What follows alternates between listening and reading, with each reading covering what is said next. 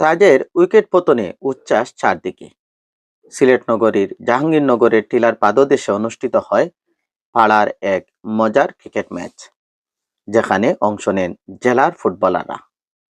জাতীয় দলের ফুটবলার তাজ সহ অপু, কামরান রাজু, নিশাদ আজিজ, আইকে আকাশ ও মিটুনরা খেলায় আনেন বাড়তি রোমাঞ্চ।